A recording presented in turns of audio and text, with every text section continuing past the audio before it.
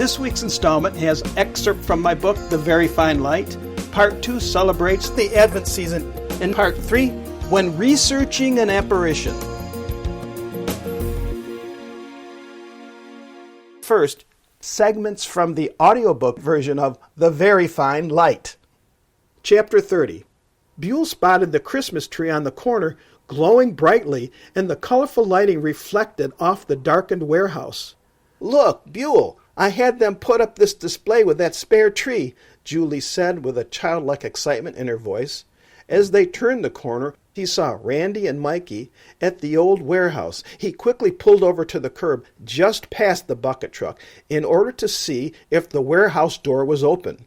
Mikey again looked at his watch, then pleaded, "Randy, we can't be late for the dress rehearsal, and we still got to change into our clothes for it." Randy looked at Mikey, then said, "All right, we're done. I'll come back tomorrow morning first thing and secure the connection." Buell got out of the SUV and strained to look at what Randy and Mikey were doing. Initially, from this vantage point, it looked like Randy was huddling near the side door. Looking intently towards the doorway, Buell could now see that the wooden 2x4 plank he had placed was still there. He determined they had not entered the building. Julie looked at Buell. Maybe he could skip dress rehearsal? Her request momentarily distracted Buell's worry over the close call. He looked over to Julie and shook his head, then shouted back to Mikey, "Yes, well, his community service has him duty-bound to act as Santa Claus and hand out gifts at the VFW, too." Sure, I know it's part of this raw deal," Randy shouted back. "Julie, I've told you he's nothing but trouble," Buell said as he got into the SUV and slammed his door shut. Buell's foot punched down hard on the gas pedal of the all-wheel drive SUV. It responded with the tires squealing and beginning to smoke as rubber from all four wheels met the road. This distracted Randy. He looked to see Buell's fist and middle finger thrust above the SUV's roof as intense amounts of smoke began rising from the burning rubber made as the powerful SUV peeled out. "Really, Buell," Julie said tersely. "Really, Julie, you're not being a good manager if you start going soft." Julie turned her head away from Buell as a scowl overtook her facial expression. Distracted at seeing Buell's actions, Randy stopped from heading back to the electrical connection. He and Mikey looked towards Buell's car and saw Julie's hard look in their direction. Mikey remarked, "Boy, they're happy one minute and mad the next."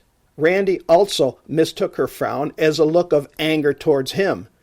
And now, on to part 2 of this podcast. The start of the 4 Sundays of Advent lead up to the Nativity of Jesus.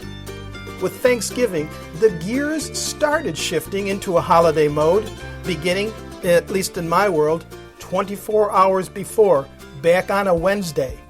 Normal workaday world business began tapering off, people leaving work early, car repair places jam-packed, grocery stores full of last-minute foraging for the big day, and then the excitement of eating, and more eating on Thanksgiving. Leftovers dictated the weekend's meals. The fact that we tried to take advantage and celebrate throughout the weekend post-Turkey Day to include Friday, Saturday, and Sunday. Now begins a shift to make time to pray and help others. The first candle was lit on Sunday, November 28th. It is much like an usher who guides us to our seat in a darkened theater. The candle's beam stands out against the darkening nightly sky that occurs during this time of year, as the sun currently sets around 4:30 in the afternoon. The Advent candles of the 4 Sundays offer their light while we move into this final part of the year. Churches offer us daily formal worship times. Now to decide how we wish to approach this pre-Christmas time. Christmas lights on houses begin to add color to the early night that foreshadows the Christmas Eve birth of Christ. And how about Christmas trees in those Christmas tree lots that seem to have sprouted up overnight?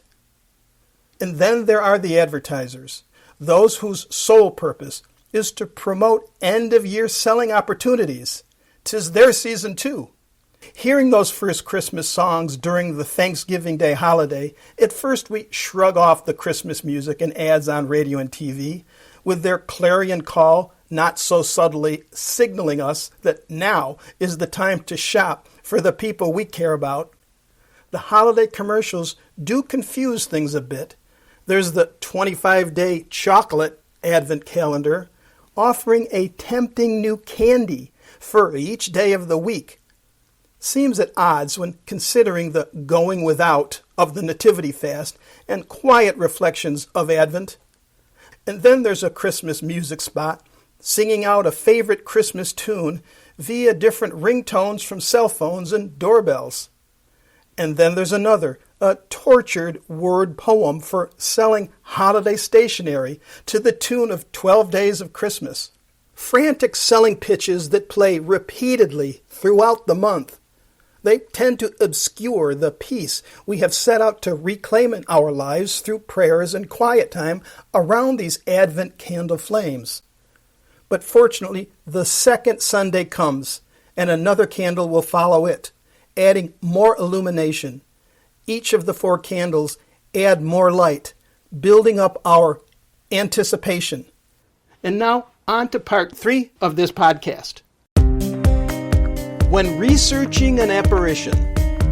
As I travel around the world researching apparition sites, a pattern of similar experiences has emerged that's worth mentioning. On an overseas visit, beginning in Budapest, Hungary, I endeavored to visit a site where a Hungarian woman had relatively recently been recognized for her spiritual interlocutions with Jesus and the Virgin Mary. Elizabeth Kindelman had experienced a number of spiritual reflections over a 20-year period, from 1961 up through 1983. During those years, she wrote the experiences down in a series of handwritten diaries that since then have been carefully reviewed for authenticity. But it was at the National Congress of the Flame of Love of the Immaculate Heart of Mary movement in Budapest on June 6, 2009, when Cardinal Peter Erdő, Archbishop of Esztergom, Budapest, Hungary, who was also the president of the Council of Episcopal Conferences in Europe, who at that conference made the formal announcement and gave the text of the spiritual diary recognition, and the flame of love of the Immaculate Heart of Mary that Elizabeth Kindelman spoke of is a movement that has been spreading around the world, so that Our Lady will triumph through her flame of love, which she implores for all of us to form Christ within our hearts. These reflections included a call to action from the Lord for the spreading of the word of Mary's flame of love, which is intended to outpour her overflowing graces for humanity, to carry on our task to bring the faith and hope that light brings to the beginning of a new day, under the guidance of the Madonna's flame, in order to overcome the darkness that places shadows over humanity. Now, over the period of 20 years, Elizabeth hand-wrote the messages she received in this series of notebooks known as her spiritual diaries. In addition to her bishop, other bishops from South America have given this same important honor to her works. There will be more on Elizabeth Kindelman and her experience in the future. Right now, I'd like to share my research experience while I was in Hungary. I hired a driver for part of the day with the intention that he'd take me to the church where she's laid to rest. And also my desire was to see the modest museum and possibly to see her diaries themselves. Though specific details for finding the church location were somewhat confusing while stateside, from all the materials available to me at the time, I felt that it provided enough to nevertheless dial in the location through my hotel's information help desk. But first off, they could not locate the church by name. This surprised me, but I had some other information which gave me confidence to provide alternate coordinates. And these coordinates yielded a different church, but near the information to the location that I had. Ultimately, I had to make a decision to go or no go forward using these other details I had gathered. But they did include a remembrance of what the church looked like from a video I had recently seen just before I left home. And so, with this in mind, my driver, who spoke English pretty well, picked me up. Though at times, I thought he only understood a little bit of what I was saying.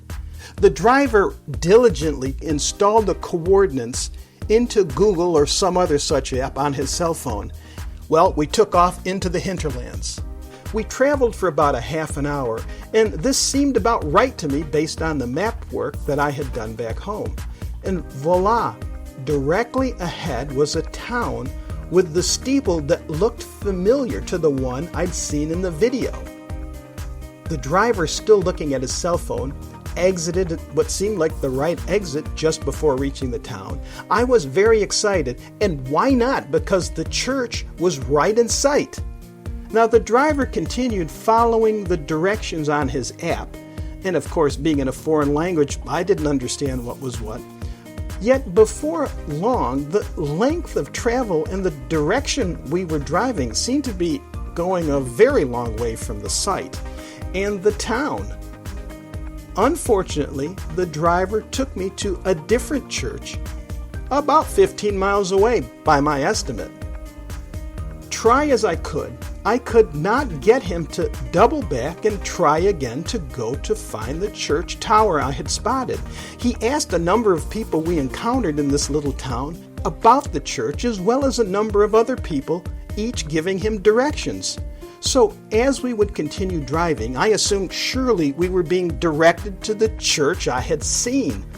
Unfortunately, before long, he found 3 other churches within this same little village area, far removed from where the church that I spotted was. We literally went round and round in circles to the point where even I recognized where we were. And well, for whatever reason, the next thing I knew, we were on the outskirts of Metro Budapest, and the driver was giving me his apologies. And well, I'm still unclear why he did not follow my simple direction to go back and retrace the route where I saw the church. Anyways, I did not find the site, nor my hoped-for photos to share with you on my website, constantprocession.com. But as my wife said, at least you saw the church. I shared this experience with the very helpful United States National Director, Eileen Piergiovanni, from the Flame of Love of the Immaculate Heart of Mary here. She responded with some nice thoughts, including, quote, "Perhaps you touched the hearts of the driver and the hotel clerk, and they will seek the history of Elizabeth Kindleman and the Flame of Love." So thank you very much, Eileen. I hope I pronounced your name correctly, and thanks to the Flame of Love of the Immaculate Heart of Mary movement here. I look forward to bringing you more about Elizabeth Kindleman in the future. And oh yes, as you follow your map app, don't forget to take a look around you.